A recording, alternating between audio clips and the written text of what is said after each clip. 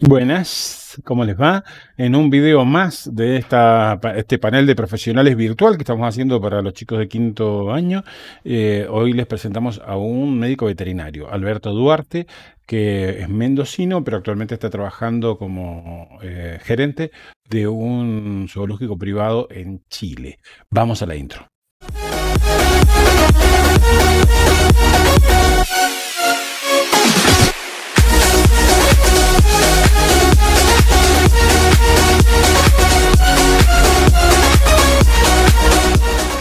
Hola chicos, buenos días, buenas tardes o buenas noches, depende del momento en que estén viendo este video. En esta serie de videos de profesionales que estamos presentándoles distintas profesiones, hoy vamos a entrevistar a Alberto Duarte. Él es veterinario, un médico veterinario, un profesional con 37 años de experiencia que ha trabajado en clínica de pequeños animales y grandes animales y ha desarrollado actividades en salud pública, ha sido docente universitario, decano de la Facultad de Ciencias Veterinarias, jefe del Departamento de Veterinaria del Zoológico de Mendoza y actualmente es gerente de zoología, después me corregirás bien Alberto si me equivoco, Correcto. de Buin Zoo en Santiago de Chile. Bienvenido Alberto, muchas gracias por esta entrevista. ¿Cómo te está pegando esta cuareterna o cuarentena? Bueno, para nosotros ha sido complicado porque desde marzo que no tenemos público. Al no recibir público, obviamente que el parque no tiene ingresos. Por lo tanto, hay una parte de ahorros que tenía el parque. El gobierno de Chile ha sacado algunos créditos blancos que hemos podido tomar. Y por otro lado, también hay una campaña de donación que son de diferentes formas. Uno puede donar diferentes montos, puede apadrinar animales y demás, que es lo que nos está ayudando a sortear esta actividad.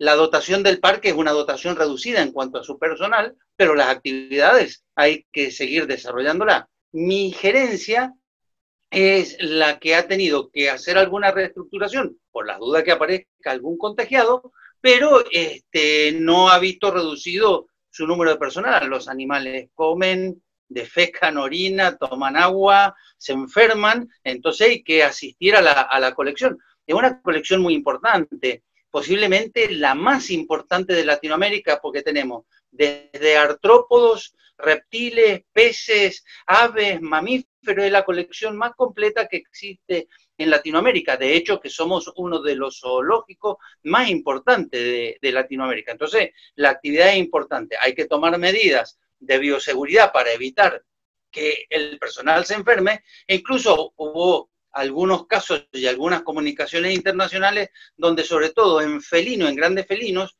en leones, en tigres, aparecieron algunos problemas de COVID. Entonces, se extreman las medidas de bioseguridad.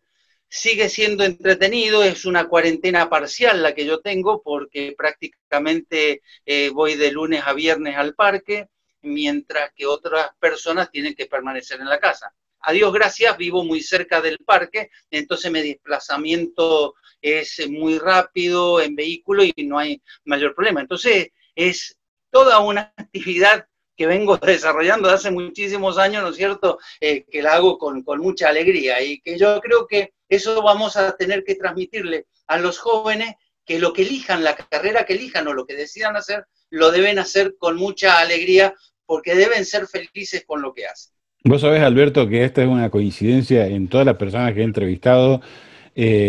Todos han puesto el acento en cuando les digo qué le dirían a nuestros chicos, todos han puesto el acento en la pasión, en el gusto, en que les guste, que disfruten de lo que hagan. Esto es muy interesante. Lamentablemente, a veces nuestros chicos terminan eligiendo profesiones por situaciones familiares o porque les va a dar mejores ingresos o mejor posición social o lo que fuera, y no terminan eligiendo lo que les apasiona, lo que les guste, que en definitiva es esa pequeña semillita que Dios pone dentro de nuestras almas para inclinarnos hacia una tarea u otra, ¿no? Ese gusto, esa pasión.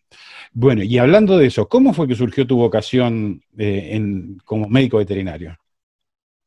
No, no fue fácil, Eduardo. Mira, yo cuando estaba terminando la secundaria tenía por seguir tres caminos totalmente separados. Yo había ido al Liceo Militar General Espejo, y mi padre era militar retirado, por lo tanto yo tenía una tendencia, ¿no es cierto?, a ser militar. También tenía una vocación o un despertar de una vocación religiosa, entonces también pensé en hacerme sacerdote. Y la otra, me gustaban los animales. De chico me apasionaron los animales. Siempre andaba teniendo animales en casa, mascotas no tradicionales. Yo vivía en la cuarta sección y por ahí mi hermano mayor trabajaba en el campo, entonces me traía o chivos o lechones, criaba ratas, conejos, gallinas, siempre me gustaron los animales. Y realmente no sabía qué hacer, es más, tuve que hacer algunos test de orientación vocacional y demás. Y finalmente uno debe tomar una determinación. Eso no quiere decir que la tenga que seguir hasta el final. Uno a lo mejor puede cambiar el rumbo, y hay muchos que han cambiado el rumbo y terminaron una profesión o a mitad de el desarrollo de una carrera universitaria cambiaron a otra actividad porque se dieron cuenta que no eran lo suyo. Entonces yo seguí veterinaria. Total, para ser militar tenía la opción de entrar como veterinario militar. Y para hacerme sacerdote podía hacerlo en cualquier momento que uno lo decidiera. Pero finalmente comencé estudiando veterinaria, me apasionó veterinaria, a medida que iba avanzando en la carrera, me iba gustando todo lo que iba haciendo. Entonces realmente me desarrollé como veterinario muy bien, hice muchas cosas como veterinario, soy feliz como veterinario. Hace 5 años que estoy en Chile. Cuando tomé la determinación de venirme a Chile tenía 57 años. Para muchos era una determinación casi alocada, pero realmente estaba seguro en lo que estaba haciendo y me ofrecieron este trabajo en un parque que es hermoso.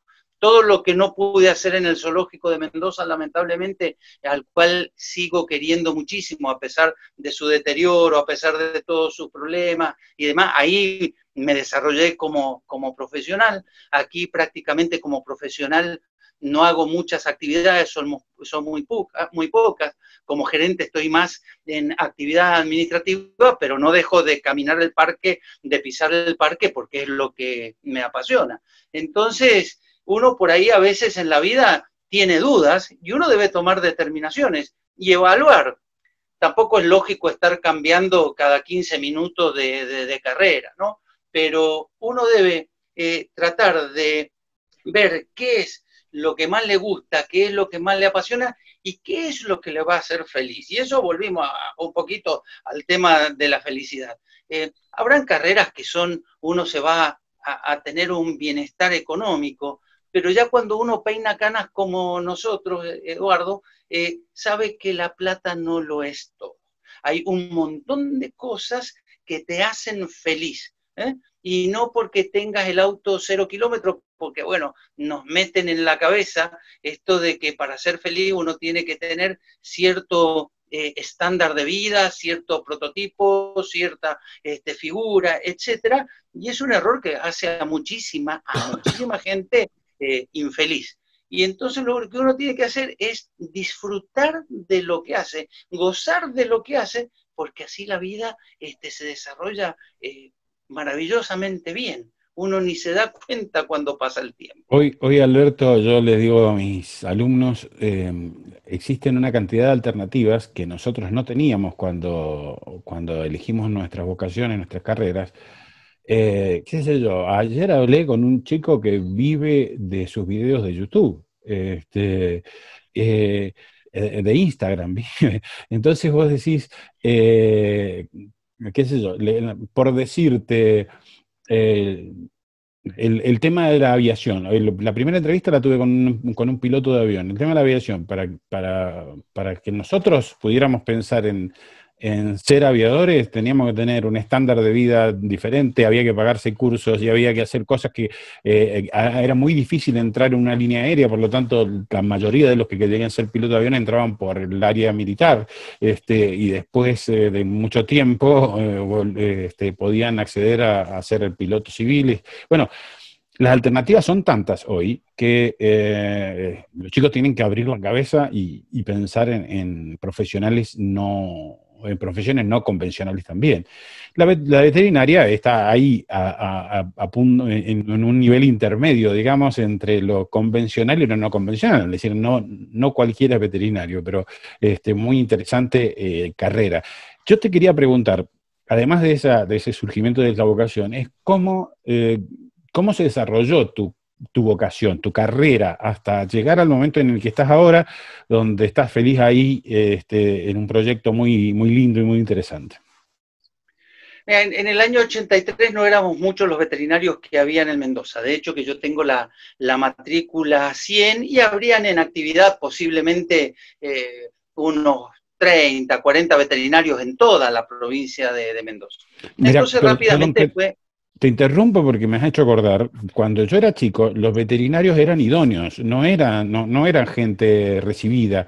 Yo me acuerdo que llevábamos nuestros animalitos a un señor que era como si fuera un curandero de animales, digamos, que no era un veterinario. Lo que ocurre es que también habían muchos ayudantes de veterinaria que por ese déficit que había de profesionales, obviamente ejercían parte de la profesión, porque como se habían desarrollado a la par de un veterinario, ya sabían lo que era un moquillo, sabían lo que era una hepatitis, no habían tratamiento, entonces los tratamientos era casi como una receta de cocina para 2 o 3 patologías que se daban con frecuencia. Entonces, estas personas sobre todo eran o ayudantes de veterinarios del ejército, de la policía o de la municipalidad que, bueno, ejercían un poco la profesión. Ya después las cosas fueron cambiando, se fue cada vez profesionalizándose cada vez más, se fue abriendo el campo y profundizándose el campo de la profesión y hoy, bueno, el desarrollo que tiene es espectacular, ¿no? Entonces ya existen las especializaciones, hoy no es difícil encontrar un odontólogo veterinario, un oftalmólogo, un cardiólogo, cirujano de tejido blando, cirujano de tejido duro, gente que se dedica al laboratorio, o sea, el espectro de trabajo es tan amplio y tan rico que, bueno, uno puede encontrar un nicho que sea realmente el que a uno le gusta desarrollar. Y por ahí la carrera también lo va llevando. Yo no empecé la actividad pensando en animales silvestres, que es lo que me dedico desde hace muchos años. Yo cuando empecé con una clínica con un socio en Bermejo, de pequeños animales. Como Bermejo era una zona rural bastante importante, por allá por el año 84, 85, también hacía clínica de grandes animales y de granja, cerdos, caballos, algunos tambos que habían en Bermejo también los atendía, entonces estaba muy cerca de la ciudad y tenía la posibilidad de hacer desde clínica de pequeños animales y de grandes animales. Hubo una vacante en el gobierno de la provincia y entré haciendo salud pública en la Ley Federal Sanitaria de Carne. Éramos 2 los veterinarios que nos dedicamos a establecer la Ley Federal Sanitaria de Carne, que era la que normaba todo lo que era la faena, que hasta esa época, a pesar de que había un reglamento del año 68, la aplicación en el país había sido muy pobre, muy escasa, con poca fuerza, y había que dar garantías de seguridad alimentaria. Entonces, bueno, empezamos con eso. Y bueno, fortuitamente llegué al zoológico de Mendoza por una necesidad. Fui por muy poquito tiempo a reemplazar a un colega y ahí me quedé en forma definitiva. Empecé trabajando como veterinario de la planta, después llegué a ser jefe de departamento, que así fue como terminó mi actividad allí.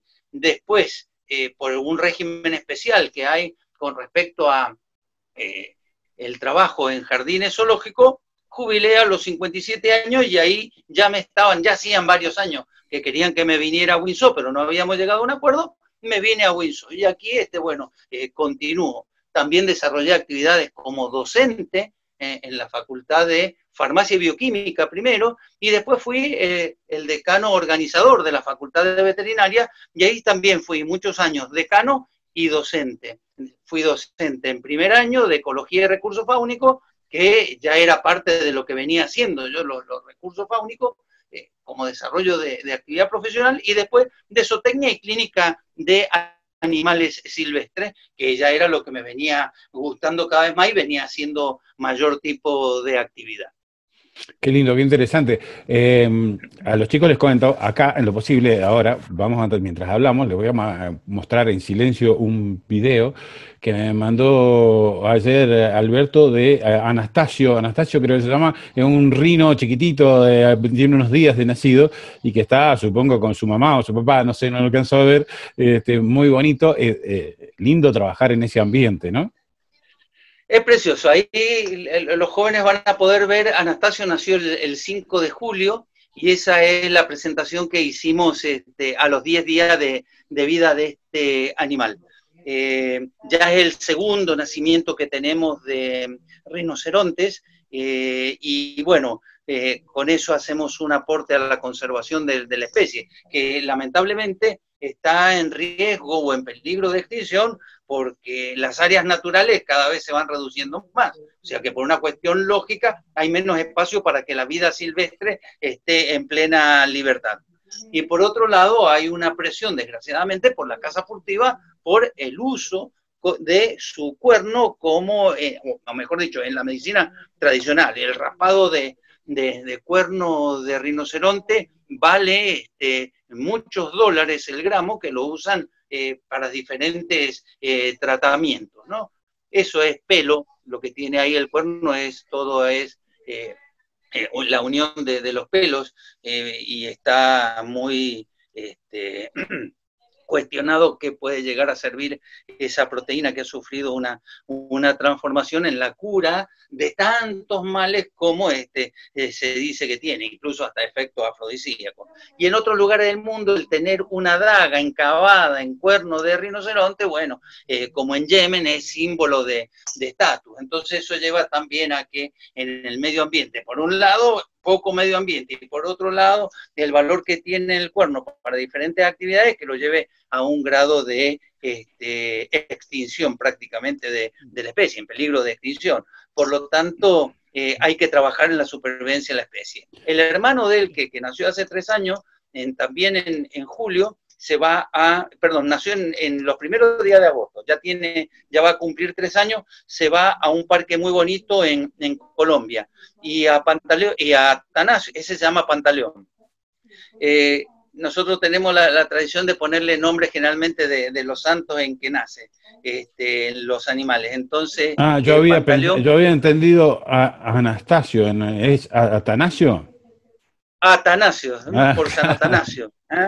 Entonces, Pantaleón se va a Colombia y bueno, ya vamos a tener que empezarle a buscar a Atanasio un lugar que se vaya a vivir, a reproducirse con ejemplares de su especie y así perpetuar la especie. Los zoológicos, desde ese punto de vista, los que trabajan bien cumplen un rol muy importante. Nosotros tenemos muchas especies que están en peligro de extinción y trabajamos en proyectos internacionales para la conservación de las especies. O sea que aquel joven que por ahí tenga interés en la investigación, en el desarrollo de la conservación, bueno, como veterinario va a encontrar un espacio importante para trabajar. Ex situ, como puede ser zoológico, o in situ, como puede ser en el ambiente natural donde se encuentran las especies. Mira, qué lindo. Le vamos a pedir a Alberto que después de que terminemos de grabar esta charla, nos mande también algunas fotografías que como recorre todos los días hablando a ver, no se alcanza a ver, pero hablando de animalitos, acá está mi perrito que me estaba. Tengo 2 perros y viene a visitarme, que le doy un cariñito y después se va. ¿Qué te iba a decir? Que nos mande fotografías para ilustrar, así como vamos a poner el video de Atanasio, queremos poner algunas fotos del lugar que, por lo que yo sé, es un muy bonito lugar. Bien, y ahora, en orden a eso, quería que nos comentaras cómo transcurre un día de trabajo tuyo, cómo se inicia. A lo mejor ahora es distinto porque estamos en pandemia, pero en un día normal de trabajo, en la normalidad antigua o en la nueva normalidad, ¿cómo sería un día de trabajo tuyo? Mira, generalmente no ha variado mucho. Lo que sí ha variado es la cantidad de gente que concurre por día, porque lo tenemos dividido a todo el equipo en dos grandes grupos por si aparece alguien contagiado, poder tomar alguna determinación y que la operación no se vea resentida, porque no podemos parar nosotros, porque las necesidades, ya te digo, son múltiples. En general son reuniones de trabajo y después hago una tarea administrativa. Lo primero que hago en el parque es reunirme con el jefe y la gente del departamento manejo. El departamento manejo es la que maneja a toda la colección, la que le da de comer, la que los mueve de un lado a otro, porque los animales generalmente pasan en su dormitorio y después van a su exhibidor, entonces hay que chequear infraestructura, hay que chequear estado de salud del animal, siempre hay recomendaciones de seguridad y de bioseguridad que se repiten para evitar tener problemas todos los días, y ahora se agregaron las de COVID, ¿no? Entonces, así comienza la actividad. Después me reúno con el jefe del departamento de veterinaria. Y los veterinarios, que también hacemos algunos comentarios y ajustamos algunas otras de las actividades que se van a desarrollar o se planifica. Vemos si hay cirugía, si hay que hacer algún apoyo especial de algún tipo, qué sé yo, por ejemplo, cosas grandes o que nos han llamado la atención que hemos hecho en ese departamento. Teníamos un león bastante viejo que estaba vasectomizado. La cantidad de leones que teníamos nosotros, por una cuestión lógica de vida de la especie, se nos había visto el número reducido. Convocamos a cirujanos humanos y pudimos revertir esa vasectomía y el animal volvió a reproducirse sin ningún tipo de problema. Teníamos un orangután los orangutanes tienen una bolsa gutural y tenía un empiema, una colecta purulenta ahí. Y hubo que someterlo a cirugía, pero previo a someterlo a cirugía hubo que hacerle algunos escáneres. Hay equipos que no los tenemos en el parque, así que acondicionamos un vehículo como si fuera una ambulancia de humano, exactamente igual, nos lo llevamos, lo escaneamos, lo trajimos e hicimos la cirugía del animal. Entonces hay actividades más o menos simples y hay otras que requieren una complejidad importante y una sincronización de actores y de actividades para que todo salga bien. Y finalmente eso te digo que transcurre en menos de 45 minutos, todo lo que te estoy diciendo en cuanto a planificación o repaso de la planificación que veníamos teniendo anteriormente y vamos viendo la marcha de ejecución. Y luego tengo reunión con la gente del Departamento de Bienestar Animal. Bienestar Animal se encarga de dos actividades. Una que es enriquecimiento. El enriquecimiento es toda aquella actividad que se hace para que el animal lo pase entretenido. Entonces se le esconde la comida, se le hace un camuflaje para que no la encuentre fácilmente, se colocan olores de otra especie, entonces empiezan a buscar a alguien que no está ahí, pero el animal lo pasa entretenido y eso hace mucho al bienestar. Y hay un montón de actividades de bienestar. Y la otra es la de entrenamiento. Los animales bajo un condicionamiento operante se los entrena. Entonces, a la mamá de la que van a ver ahí en la filmación es la mamá de Atanasio. La mamá de Atanasio se deja sacar muestra de sangre sin ningún tipo de problema, porque el animal está entrenado. Se deja tocar las ubres, se deja revisar la vulva para ver cómo va evolucionando toda la actividad pre y postparto.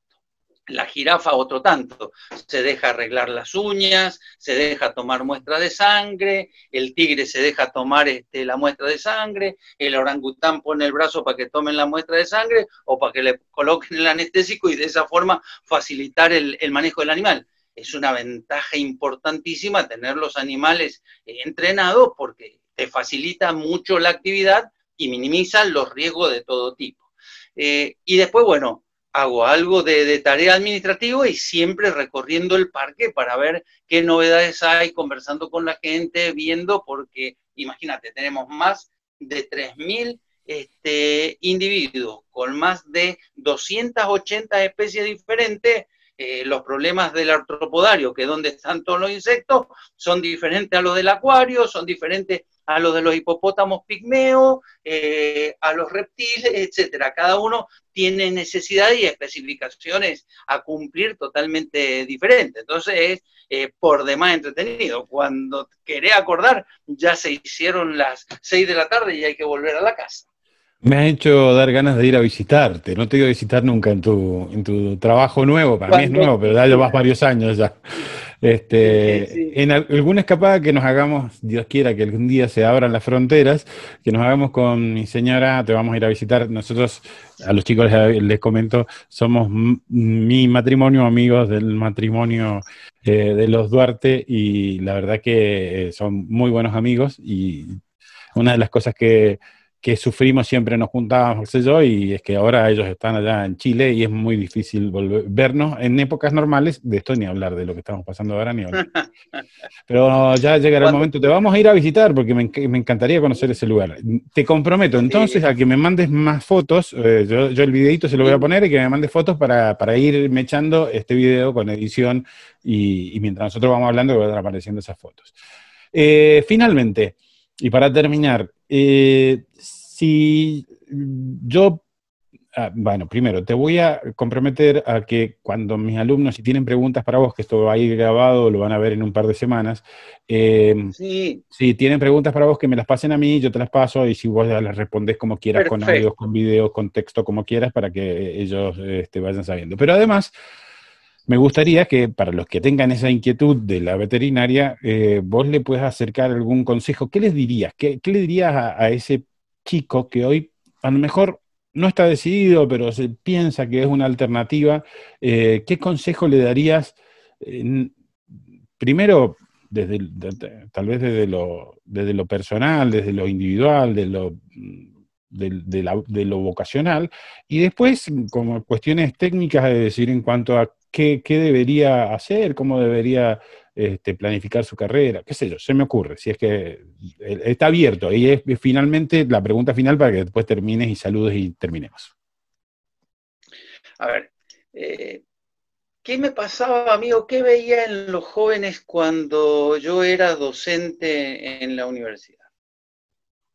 Hay docentes que se comprometen rápidamente con el estudio. Y eso debe ser lo que los debe motivar para llegar a ser un buen profesional. Es dedicarle mucho tiempo al estudio. Hoy las cosas han cambiado muchísimo. Hay mucho material más accesible que en nuestras épocas. Vos también lo decías. O sea, el desarrollo profesional hoy, no solo que hay mayor cantidad de carreras o de posibilidades laborales que no las veíamos antes, y después hay una posibilidad de viajar, de hacer práctica, de hacer pasantía en instituciones de las más diferentes en el campo de la veterinaria, que hay que aprovecharlas mucho, sobre todo en las épocas de receso, cuando uno tiene un tiempo, no dejar de hacer prácticas, pasantía en instituciones que ya están trabajando y que tienen mucha experiencia en lo que a uno le esté gustando en ese momento, o lo que uno esté pretendiendo hacer en ese momento. Si uno quiere seguir clínica de pequeños, clínica de grandes, animales silvestres, producción equina, es tan grande, es tan amplia las actividades de profesión. Hoy estamos con un límite de tiempo, Eduardo. Sí, probablemente es que yo es la segunda, pero sigamos, Bien. no se nos ha Ok, cortado. entonces el tema es que le dediquen tiempo al estudio. Le tienen que dedicar tiempo al estudio. Y si se organizan, sobre todo organizarse en los tiempos y no perder el tiempo. Van a tener tiempo para estudiar y hacer deporte, van a tener tiempo para salir a divertirse y estudiar, pero no puede ser todo deporte o toda actividad de recreación y poco estudio, eso así no va. Yo desarrollé mi carrera era de 11 semestres, yo lo desarrollé en 11 semestres y 2 meses. ¿Por qué? Porque estaba perfectamente organizada con mis tiempos.